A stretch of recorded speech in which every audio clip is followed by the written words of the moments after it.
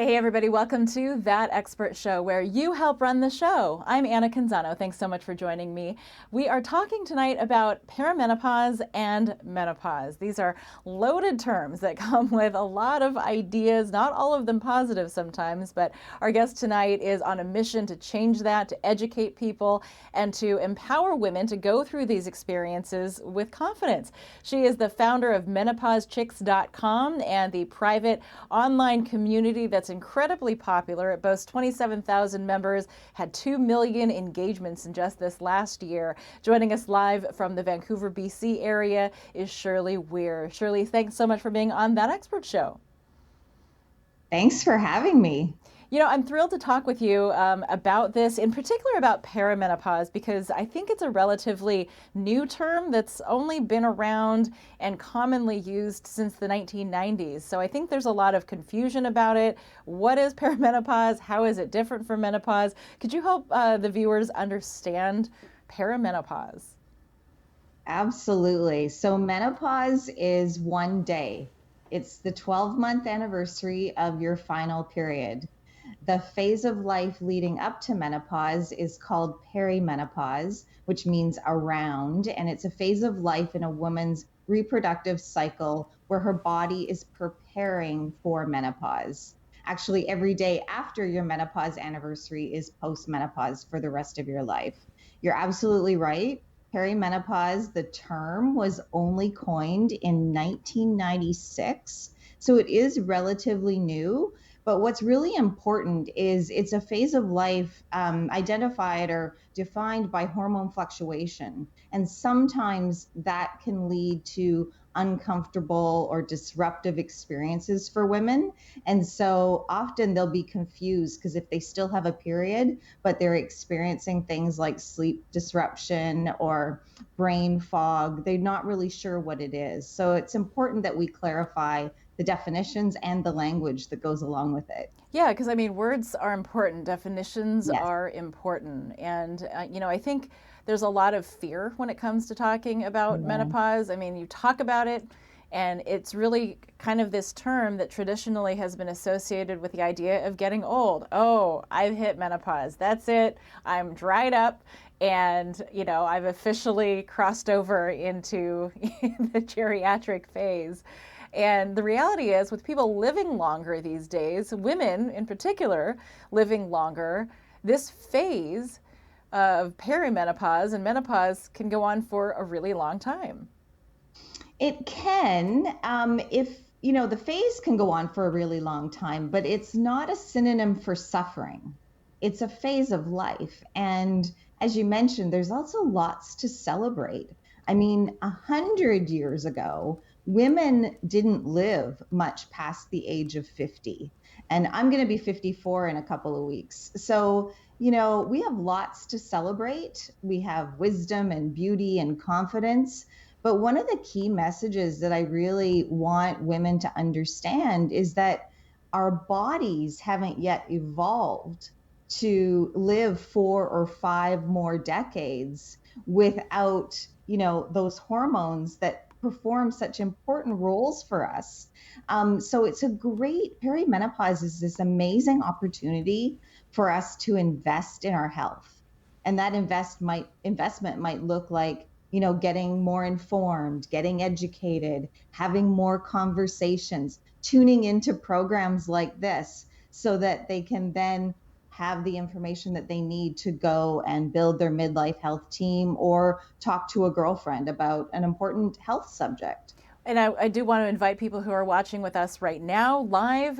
Thanks for joining us. If you're from Menopause Chicks, the group itself, or if you're watching us via my Facebook page or the Oregonian, feel free to post your questions. I'm monitoring the feed right now. I would love to ask Shirley the questions that you would love some answers to. That's really how the show works. We did get questions from viewers in advance of the show.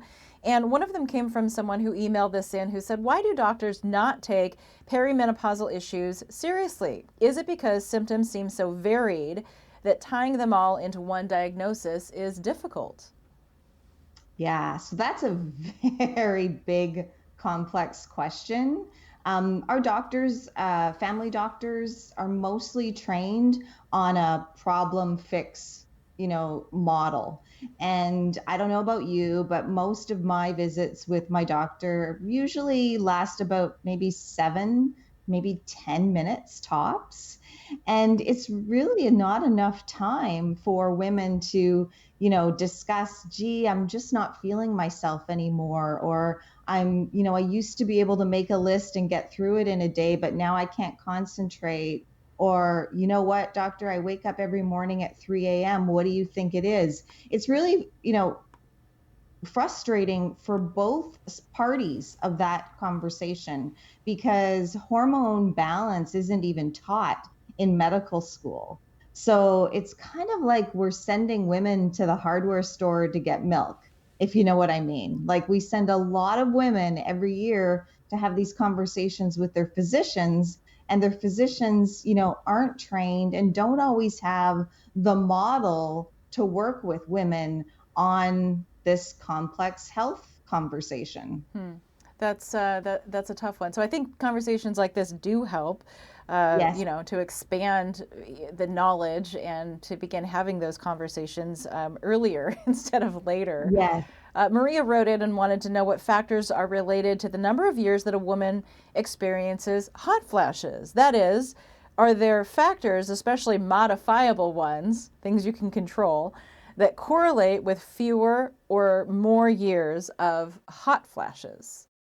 Yeah, absolutely. So hot flashes predominantly will, for women who experience them, will happen in the final year of perimenopause. So that's those 12 months without a period. That's when most women experience hot flashes or night sweats. But what will affect the length of time that they last is paying attention. So I like to equate a hot flash to a tap on the shoulder. It's your body's way of telling you that it wants some attention. And so if your body is missing something, let's say progesterone, or in postmenopause, likely estrogen, it's an opportunity to have that conversation with your health team, maybe even earlier. But, it's not something that we're supposed to ride out or suffer through or put up with. That's a great take on it. I'm sure you're hearing from a lot of women that are also talking about, the different benefits and risks of progesterone only therapy. That's one thing that Amanda wanted to know. Mhm. She wanted to know about progesterone only therapy for hot flashes and also night sweats and what the risks and benefits are for those. Yeah, so hormone therapy is a very individualized protocol. You mentioned earlier, we were talking about eat, move, sleep, and manage stress. I like to think of that as like part of a hormone pyramid. And we have to do that first. And we have to look and see if we're missing anything nutritionally. But if those things aren't giving you the quality of life that you're looking for or that you deserve, then it's important that you look into the benefits of hormone therapy and have a conversation with a hormone balance expert, someone who's experienced in this area, who works with women the same age as you, and find out, if it's a good option for you.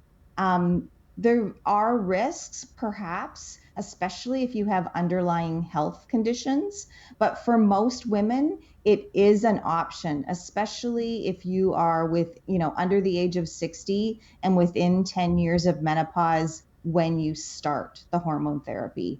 And I think the question was about progesterone only. Typically, that is a conversation to be having in the perimenopause years, because progesterone is going to go for a dive, or the ratio will become greater between estrogen and progesterone. But again, complex protocol, different for everyone. I'm sorry to say there's no magic wand. If there was, we probably wouldn't be having this conversation tonight. So, it's really important that you're surrounded by a solid health team, and that you can have this conversation and do what's right for you. I bet one of the questions that comes up in your community is how do you find that health team? Because I know, when I go to search for doctors and specialists and whatnot, it's sometimes not easy to find the best ones, and you can't always rely on like anonymous online reviews. What have you found have been successful strategies for establishing that health team? I think, the first layer is understanding. I'm going to use an analogy because this does come up a lot. You're absolutely right. If women were about to build a house, we are all smart and savvy and great investigators. We would find a way to get the right architect, the right plumber, the right electrician. We know how to do that. And we have to use those same skills when we're building our health team. So I think that, too often some of us will just assume that the person with the title or the certain doctor will have the experience, the expertise to work with us. And that's not necessarily true. So you have to interview them and you have to ask questions. And there isn't a one size fits all, as I, start to sound like a broken record, but there's only the health professionals that are right for you. And that, for you might be, let's say, a naturopathic doctor, a functional medicine doctor. For me, I might want to see a registered dietitian or an acupuncturist. So there's a long list of health professionals that we can surround ourselves with at different points in our life. And it's really important that we do the asking and the interviewing. That's great advice. Ramona, who posted this question on Facebook, wants to know, how safe are hormone supplements such as low dose progesterone and low dose estrogen? How safe? I guess the answer is, what's best for you and what conversation that you have had with your healthcare provider based on your particular experiences. I mean, some women will start hormone therapy as a preventative strategy, but most start it because they want to eliminate disruptive experiences, AKA symptoms. And so, they want to work with a healthcare professional that's going to restore their quality of life. And that's, necessarily safe. If they are, if they've gone through a risk assessment, let's say that they have a high propensity for heart disease or stroke, well, that doesn't eliminate hormone therapy, but it's certainly going to be a red flag for your doctor to say, maybe there's some other things that we want to look at, or maybe you want to consider making some lifestyle tweaks first, doing that before we start the hormone therapy. So, Anna, one of the other analogies I use, it's like a Rubik's Cube. You're constantly trying to move all the pieces around the woman so that you can find the solution that gets all sides solved for her. Yeah, and if you're like me, when I was little, I would cheat at the Rubik's Cube and I would take the stickers off to try and find the solution, but there's no way to literally like cheat your way through the solution on That's this one. so true. What are the things that people talk about the most in your community? I'm sure there's like recurring themes in the conversations among women, either, the things that they celebrate or the things that they find frustrating. Well, one of the things that women found very frustrating early on that I didn't know too much about at the beginning was vaginal dryness. So if we just hone in on one hormone, for example, estrogen is our juicy hormone, and it's responsible for keeping our eyes moist and our mouth moist and our joints lubricated and our vaginas moist. And the conversation kept coming up over and over again that women were frustrated. They didn't have enough solutions, and it wasn't a conversation that was coming up in their physician's office. So, in fact, we went ahead and learned that less than 4% of women who experience vaginal dryness are currently receiving treatment. So, it's really important that if your quality of life is being compromised, that you bring it up with your healthcare professional, have a conversation, and know that suffering is not an option. That is really hard because, I mean, were women not bringing it up because they were embarrassed to talk about it? It was just too, private? Well, one of the tips, I do a lot of coaching with women on how to talk to their healthcare professional. And often it's a topic that will come up at the tail end of an appointment. So you've already been there for 10 or 15 minutes and you've addressed whatever it was that you made the appointment for. And then at the very end, you'll tag on, oh, and by the way, I'm experiencing vaginal dryness. And that's really tough for a physician to be like, well, you got to book another appointment, or now I'm running behind Mm. on my day. So it's a really tough conversation. And if I could add to that, the conversations and education is not happening outside the doctor's office to the same level of awareness that I would like it to. It needs to be a conversation that's elevated. And I thank you for doing this as an example because women need to know vaginal dryness is important for how comfortable we can sit, move, dance. It goes a long way in preventing urinary tract infections and incontinence. So it's an important health conversation, including sexual health. Yeah, absolutely. And I think, part of what you're offering here is the notion that women don't just have to put up with it and live through the pain and grit their teeth, that there are solutions. What are some of the solutions that the members of your community talk about that have actually been effective? Yeah, so I'll start at the top. One of the best things you can do is have lots of sex and lots of orgasms. See a pelvic floor physiotherapist, practice regular pelvic floor exercises. You can moisturize with hyaluronic acid, very effective. In fact, it's as effective as localized estrogen therapy, which is also effective. And for anyone who is listening who has maybe been suffering for a long time or has tried those things to no avail, then laser therapies, either at home or in a physician's office, are also effective. Oh, wow. Okay. That seems counterintuitive. Like your first answer was to have more sex. That seems Yeah. counterintuitive to the issue. Oh, it's preventative. Sorry.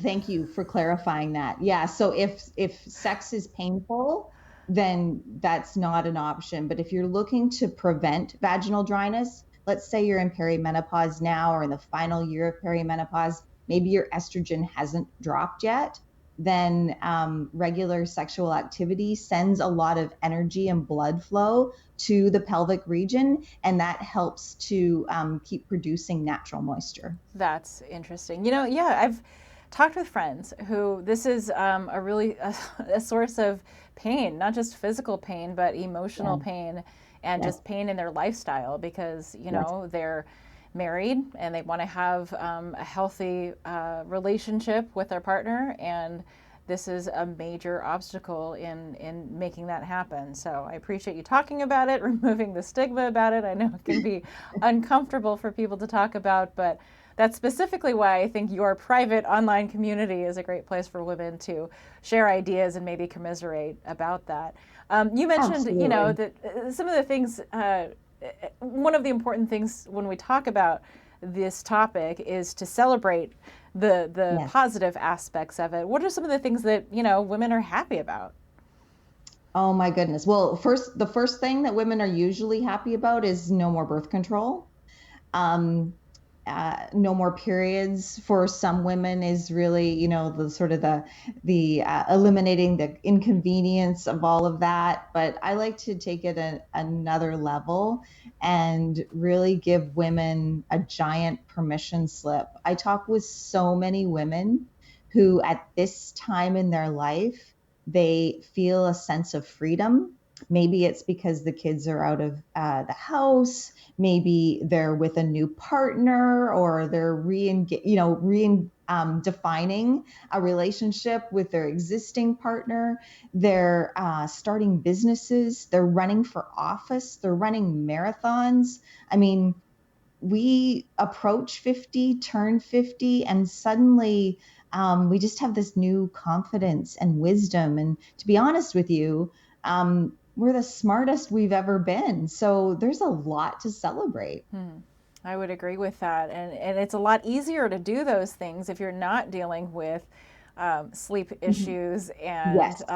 anxiety and depression and some of the things that do traditionally go with these experiences in life.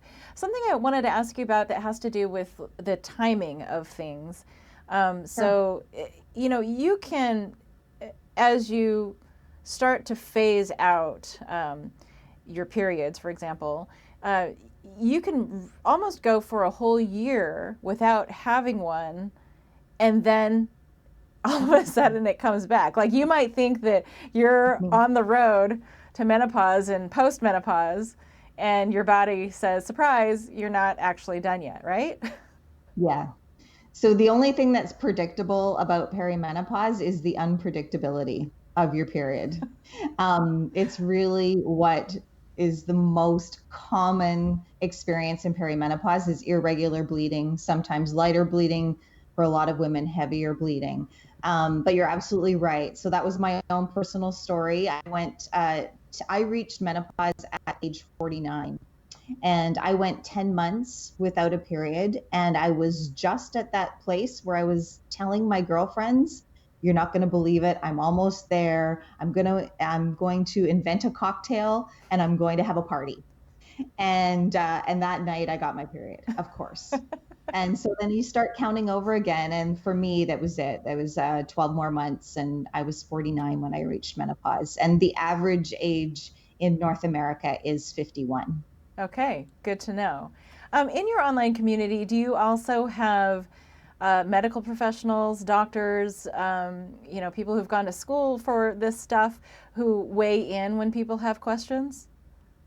Yeah, we have a number of contributors. A lot of our health professionals will provide our educational content. So we host a lot of events on many different subjects, many of the ones that you mentioned tonight. And the the generosity of these health professionals who really want to move the needle on women's midlife health and women's health in general is astounding. It's really, really amazing the number of health professionals who are just passionate about making sure that the women who are currently holding up our world right now, which is midlife women, they're running the corporations and the families, that we take care of them.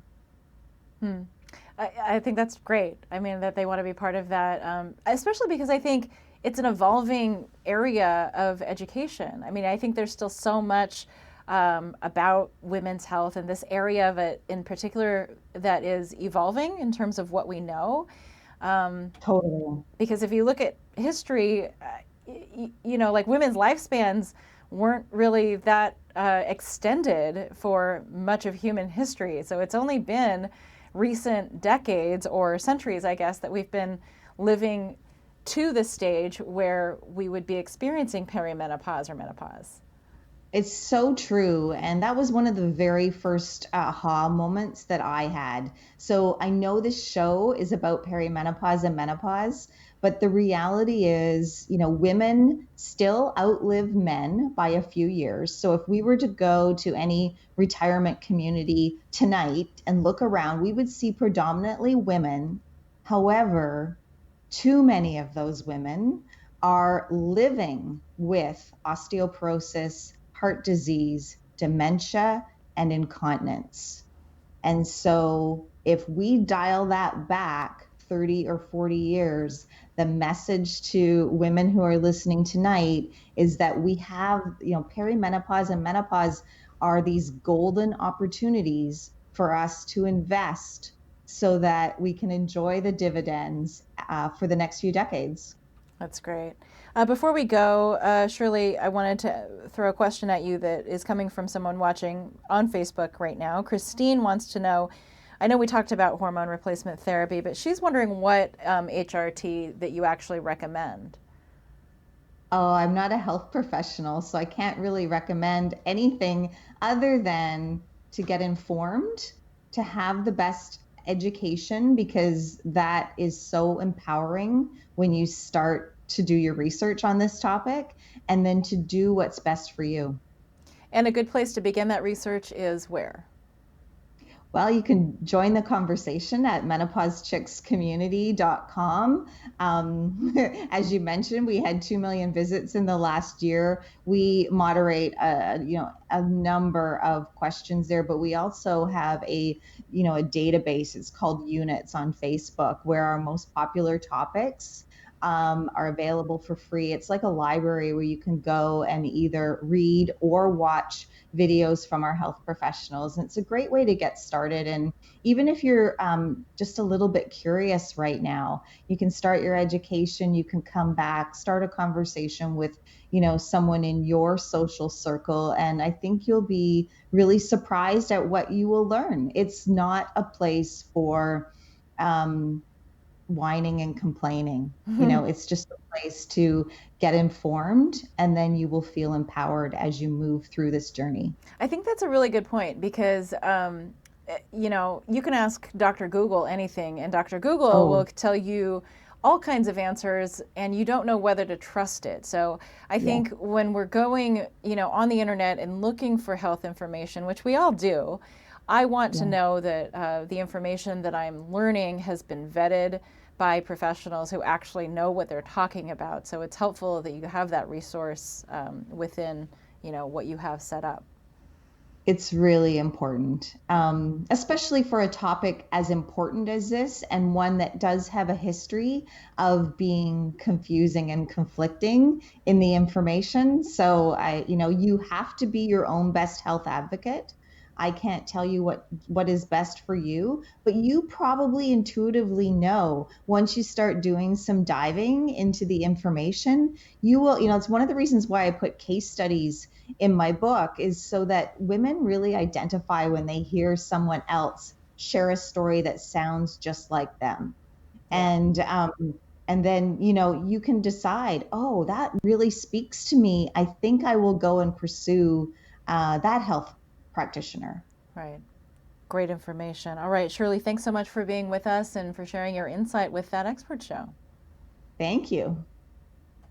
And thank you for joining me for this episode. I hope it was helpful for you. We will summarize the key points that were covered and, of course, provide you links to what we've been talking about so that you can access it easily. Please join us on our various social media accounts. We'll also post this episode on our YouTube channel. You can search for it under That Expert Show. We'll have it on our website as well, thatexpertshow.com. You can take us in as a podcast. We're on Apple and Google Podcasts and pretty much anywhere that you like to listen to content. If you've got ideas for shows that you think I should do, experts that you think I should interview, topics I should cover, shoot me a note on Facebook, Twitter, or Instagram. Just search for Anna Canzano. I would love to hear from you. It really is a two-way conversation where you're a big part of what makes this show work. So we're here on Mondays at 7 o'clock Pacific time, live on Facebook. Thanks for joining us, and we'll see you next time on That Expert Show, where you help run the show.